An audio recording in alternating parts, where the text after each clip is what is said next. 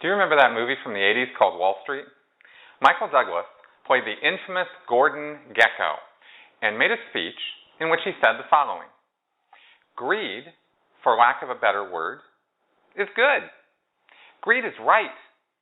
Greed works. Greed clarifies, cuts through, and captures the essence of the evolutionary spirit.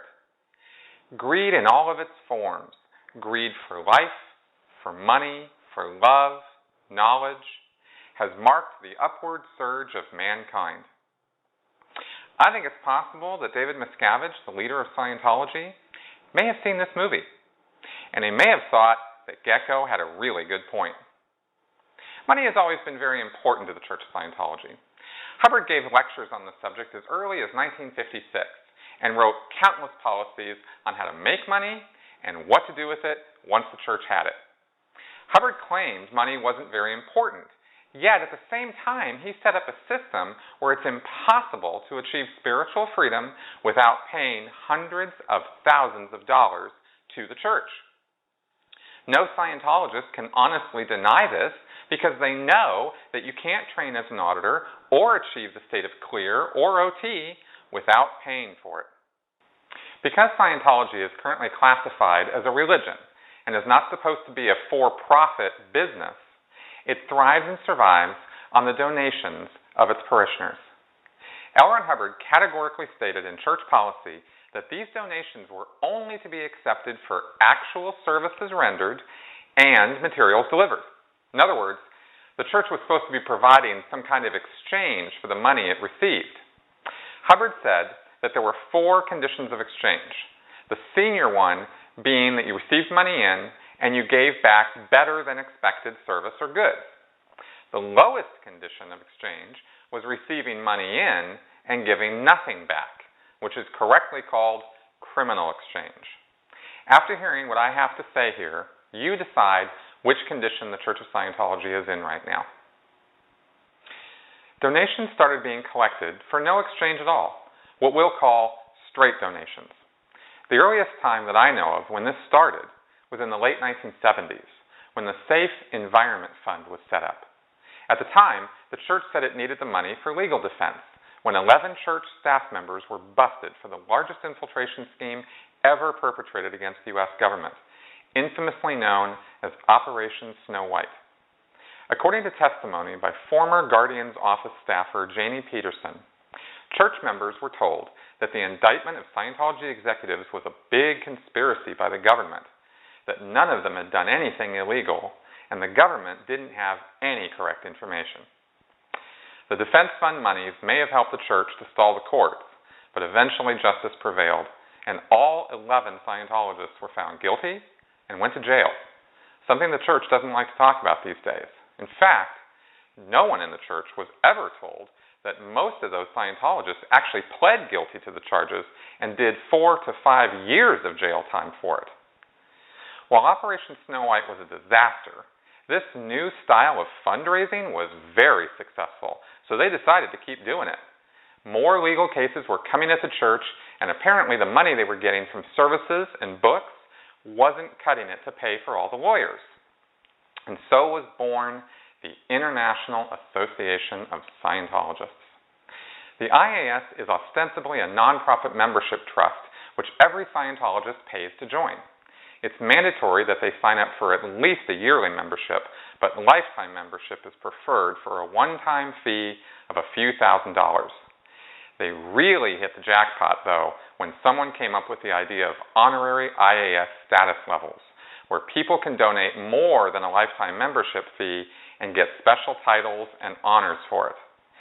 Many millions of dollars have been collected over the years by IAS fundraisers claiming that this money was needed to fund legal defenses and grant monies for special Scientology projects.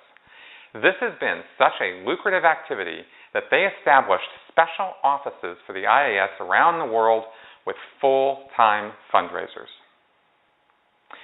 How they raise funds is mainly by preying on fear. What they do is spread tales of doom and gloom to alarm Scientologists, telling them that their hard-earned monies are needed immediately to avert some deadly crises plaguing all of mankind, a crisis which only Scientology can handle.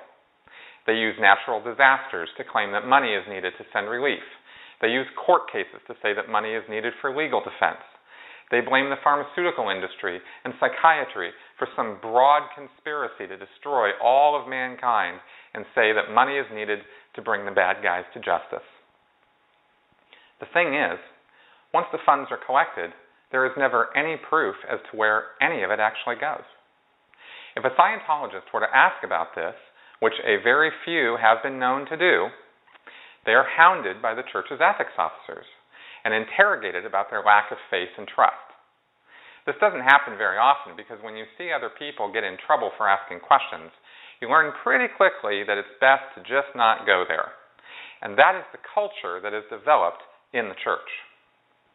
So between selling services and materials and these IAS memberships and status levels, the church was making hundreds of millions of dollars. But this was not enough. Even though money was rolling in, the church was not actually expanding or accomplishing much in the real world. You see, the stated goals of Scientology are to create a world without insanity, war, or criminality. When it comes to actually accomplishing this, Scientology comes up pretty short. Around 2003, David Miscavige came up with a way to explain this failure and generated a whole new revenue stream at the same time. This has come to be known as the ideal org strategy, but originally it was the Buffalo pattern. The short version of this story is that Buffalo Org was going to be forcibly relocated by the government because of eminent domain. Now, Buffalo was a nowhere scene as far as Scientology was concerned. There were literally just a couple of staff, and no one was really doing anything there. So Miscavige, seeing an opportunity, ordered that it be worked out for the crappy building to be purchased for much more than it was actually worth, and then relocated into a nicer location. He issued a bunch of targets to get done along with this relocation, including getting OTs recruited to be executives for the org and getting the field rallied around helping the org out. These targets were then taken and applied to all the orgs. Sea Org projects were sent out to survey the public to find out who the opinion leaders were in each area and then get them to come on board as staff. At the same time, this idea came up of relocating all the orgs into nicer buildings, just like Buffalo had been. Now, as luck would have it, I happened to be the first person in the entire Western United States management who saw the Buffalo pattern targets because I was going to be one of the first people to go out on one of those projects. Shortly after this, Miscavige briefed about this new evaluation he had done. He said that the reason that none of the orgs were expanding was because they were trying to do too little, and they needed to basically get off their butts and get some more staff and start doing everything an org is supposed to be doing. I don't know about you, but if you think about this for a second, doesn't this seem like kind of the biggest insult to the staff that you could possibly imagine? I mean, here are these guys running these orgs for years and years, trying desperately to just pay the rent and keep the doors open. Some of these staff members have been doing this for 20 or more years.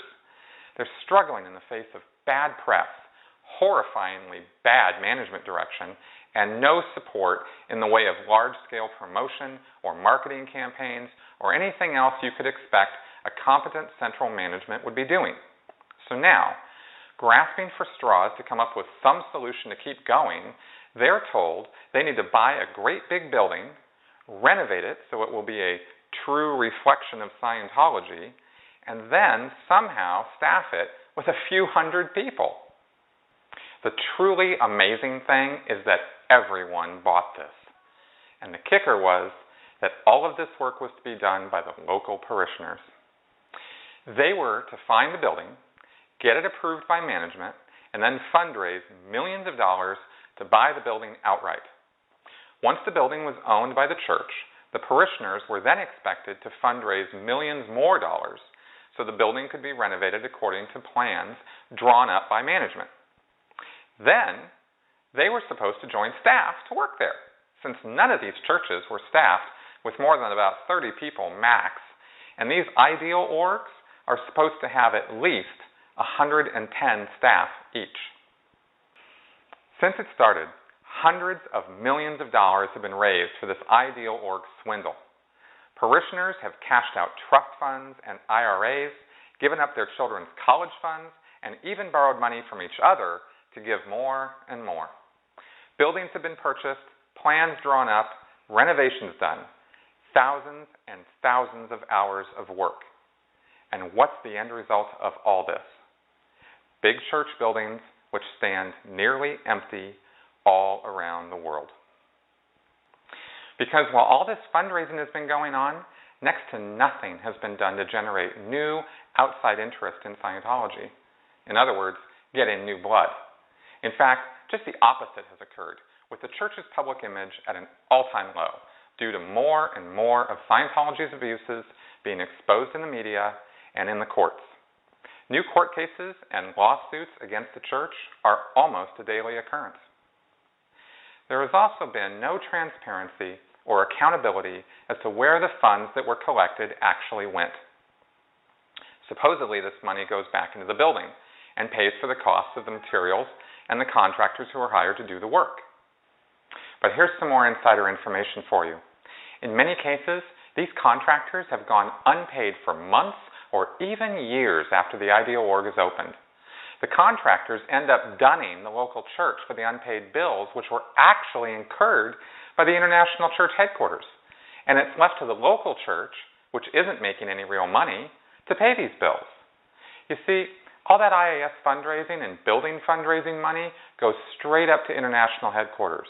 And with so little concentration on actually exchanging with the public, the orgs are making very little money for themselves these days. So basically, the church is making a great deal of money and delivering almost nothing in return. This practice has been going on for so many years that it's now routine. Once one of these new ideal organizations opens up, IAS fundraisers come around every 1 to 2 months. Their newest trick is to tell the public that the ideal orgs are booming so much all over the world that they need more money so the IAS can grant funds to build new ideal orgs in areas where there are none. These are straight up lies because none of the ideal orgs are doing well. At their events and gatherings, Scientologists are shown staged photographs and videos of full course rooms and lots of people walking in and out of these ideal orgs as though they're busy hives of activity. But these aren't real. Some of the photos of ideal org openings have even been proven to have photoshopped crowds of people standing outside them. This is a documented fact. But because Scientologists are prevented from looking for the truth on the internet, they fall for this nonsense. And so the IAS and building fundraisers manage to still convince some of them to give up more of their money, and so it goes on and on without end. The Church of Scientology is a church, but it is definitely not a charity. The lack of accountability and transparency should be a giant red flag to anyone who knows anything about fraudulent financial practices. The incessant demand for more and more money with no exchange is causing ripple effects throughout the church's members, who are growing more and more dissatisfied with the lack of any visible results. These parishioners have not given millions so they could see empty churches and a shrinking membership. Yet there's no sign that church management is taking a hint or is ever going to stop. David Miscavige and Gordon Gekko have a very similar worldview. They both think greed is good. Well, if you saw the movie Wall Street, then you know that Gekko's greed landed him in jail. I guess we'll see what happens to Miscavige because of his greed and how fast he takes down the church because of it. Thank you for watching.